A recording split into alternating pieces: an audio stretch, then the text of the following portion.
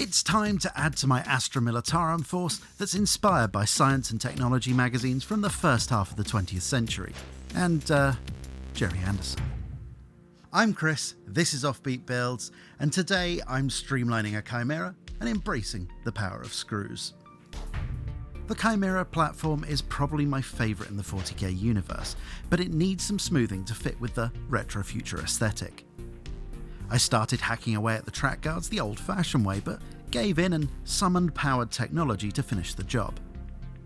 Speaking of which, I used my infernal rectangle to capture the profile of the track guards, which allowed me to draw up a template that I could use to manufacture a new side plate. The infernal printer wasn't working because, well, they never do, so I 3D printed it, which is, it's overkill, paper's fine. Anyway, the side plates were cut from 1mm styrene sheet and then given a bit of action with the sanding sponge to remove any burrs that were left by the knife. With the part suitably buffed, it was bonded in place on the Chimera track assembly. While the goal was to smooth out the profile of the tank, any new parts needed to match the aesthetic of the rest of the model, and that meant rivets. I used 0.5mm beads, which meant drilling 0.5mm holes to accommodate them, ideally 0.5mm deep. And with a dab of CA glue to hold them in place and careful insertion with tweezers, we can skip the rest. The next few steps involved following the advice illustrated in the instruction manual, which, it's worth remembering, isn't legally binding. Anyway, with the lower hull complete, I moved on up. I wanted to remove the hard angles in the front of the upper hull to better match the look of the Rogel Dawn. And fearing that I'd just sand straight through the damn thing, I shaped some offcuts of 2mm styrene to reinforce the inner corners. On the outside, I trimmed away the moulded rivets to make way for some intensive reciprocating. I started this affable erosion with a jeweler's file and then broke out the sanding sticks, working through the grades progressively, as you do. And as usual, my old friend the fiberglass pencil was used to finish the job. That is satisfyingly tidy. On the other end of the spectrum, it was time for power tools again, as those lasgun ports really did need to go. And as you'd expect after a healthy dose of rotary aggression, some tidying was necessary. But let's not dwell on that. Closing off the ports meant filling, which I concluded would be easier if there was a backing plate behind the holes.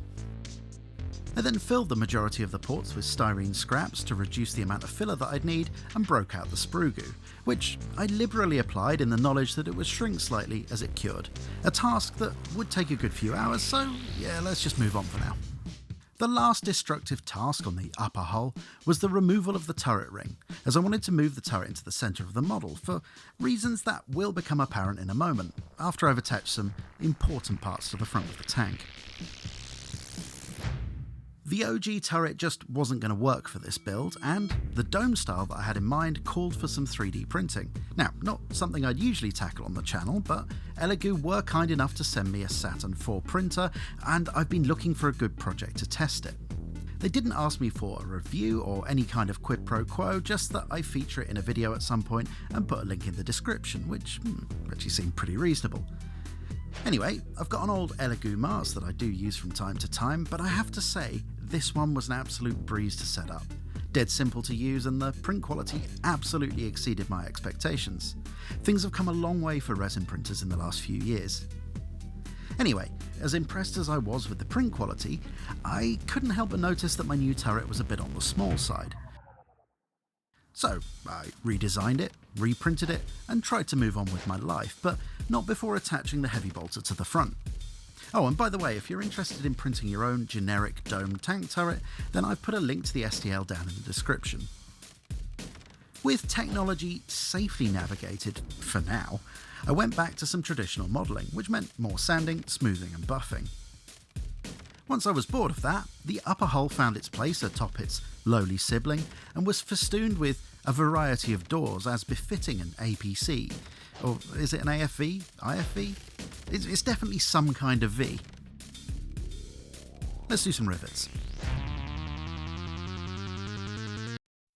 After positioning the cupola on the turret, I decided I wanted a tank commander.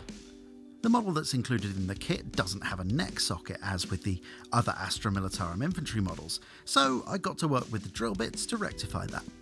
Unsurprisingly, this was in aid of a head swap, in this case for an Anvil Industries Brody helmet sculpt, the chosen model for my Tavarian Grenadiers. Yeah, I just remembered that I've actually given this regiment a name. Anyway, with the addition of arms and a hatch, I was happy to call the Chimera complete. Well, except for the paint bit, but you don't get to see that until the end of the video, as per the rules laid out in the June balance data slate. Let's do some artillery. I've had this idea to produce a sort of universal carrier but with screw drive ever since I started the Retrofuture Guard project. But due to the nature of all the complex shapes involved, I thought this is a project that would only make sense for 3D printing. So I set about designing a generic Screwtank chassis that I can kitbash onto a bunch of different light vehicles in my force. And after slicing the model using default everything and printing with, again, default settings, I had plenty of parts that honestly blew me away. Thanks to the angle that I chose to print at, there were some faint layer lines visible on the top surface, which I could have cured by reprinting the parts vertically, but I decided that the rest of the model was perfect and 5 minutes of sanding was a small price to pay. With the screws bonded in place, I knocked up a quick base for the model using the usual cork tiles to create some topography and terrain paste to hide a multitude of sins. Then I secured the Screwtank chassis in place using either Hopes and Dreams or CA glue, I forget which. The shield for the Bombast field gun needed modifying to fit my generic chassis, so the lower parts were cut flush using a razor saw and cleaned up with the usual scratchy stationery business. The shield was then mounted to the chassis using an engineer's square to keep everything, well, you know. In order to mount the cannon to the chassis at the correct level, I needed to construct a small box to extend the top of the chassis. This was cut from 1mm styrene sheet, assembled separately and then glued in place behind the gun shield. The Bombast field gun was then assembled as Mr. Workshop intended and attached to the top of the styrene section. I then turned my attention to the crew.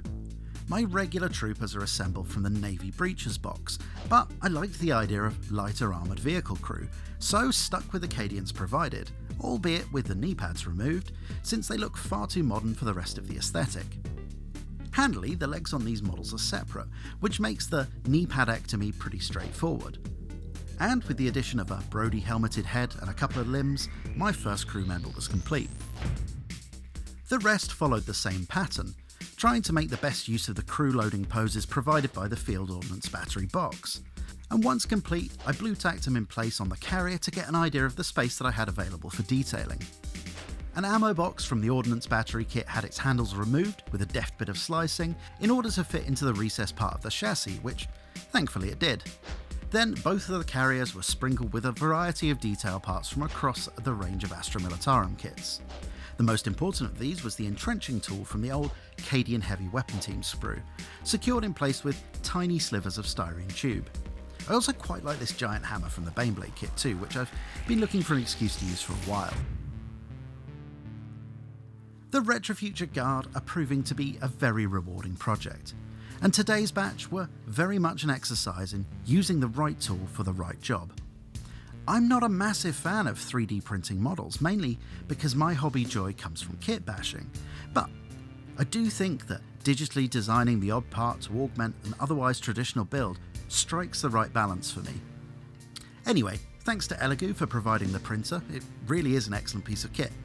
And as I mentioned earlier, if you want to print any of the models that I created for the video, there are links down below.